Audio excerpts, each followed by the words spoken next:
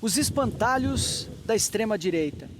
Toda vez que a gente começa uma discussão política com um liberaloide, na ausência de argumentos racionais, eles começam a invocar espantalhos históricos, negacionismos e mentiras clássicas da propaganda imperialista e anticomunista. Um dos preferidos por eles é o Holodomor, a grande fome da Ucrânia. O comunismo matou milhões, eles adoram dizer. O que eles desprezam ou tentam esconder são os genocídios e os holocaustos capitalistas do passado e do presente. Pega a visão nesse fio da história com palavrão aqui. Ainda hoje, 4,5 milhões de indianos mortos pela fome seguem na conta do genocida Churchill e da liberal democracia inglesa sem uma devida revisão dos fatos pelo Ocidente. Afinal, por que é preciso falar sobre Holocausto Bengali? O ano era 1943. A Índia vivia sob opressão colonial do Reino Unido. Churchill, em pleno curso da Segunda Guerra Mundial, exigiu que o arroz da Birmânia fosse exportado para alimentar tropas no Oriente Médio, na Grécia, no Ceilão e, claro, na Europa. Ao desviar alimentos dos bengalis na Índia para os seus soldados, o Império Britânico promoveu a morte de até 4,5 milhões de homens, de mulheres, de crianças. E isso, cara, de fome por inação, esfaimados. A grande fome de Bengala registrou inclusive casos de canibalismo dentro das famílias. Mesmo após o Japão invadir a Birmânia em 1942, prejudicando, claro, o fluxo de suprimento de arroz, os colonizadores ingleses tomaram decisões perversas que trouxeram a fome e a miséria aos bengalis, como a desapropriação de terras produtivas, que é um exemplo mais clássico de provocar fome, deliberadamente isso.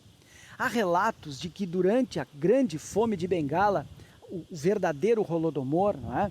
Famílias matavam um dos seus membros para fazer comida para os outros.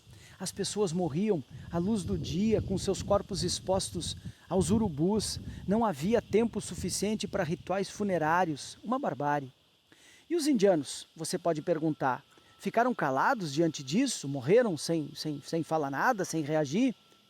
A resposta, claro, é não. Um ano antes, em 1942, milhares protestaram contra a presença e as políticas inglesas. No entanto, mais de 2.500 indianos foram executados imediatamente. 66 mil foram presos e a sua representação política foi dissolvida pelos ingleses. Churchill, o grande democrata, não é? Adotou uma postura de negação. É o que eles mais gostam de fazer. A ele foi atribuída a frase: se os indianos estão morrendo, por que é então que o Gandhi está vivo? Questionado no parlamento inglês, ele respondeu: a culpa da fome de Bengala é dos próprios indianos, abre aspas, uma raça fraca que procriam como coelhos. Apesar da fome, os indianos ainda foram obrigados a fornecer soldados para morrer pela monarquia britânica durante a Segunda Guerra. 2,5 milhões de indianos lutaram pela Inglaterra entre 39 e 45. E isso, meus caros, é mais que o dobro dos soldados fornecidos pelo Canadá e pela Austrália. O mundo livre dos capitalistas esconde o passado deliberadamente. Os indianos, esses sim, possuem vasta produção sobre esse assunto, mas dificilmente você encontrará algum debate entre os ocidentais. Isso, meus caros, a Globo não mostra. Isso não dá no New York Times. Isso, a tia do Zap, o tio do pavê, não compartilham no Facebook.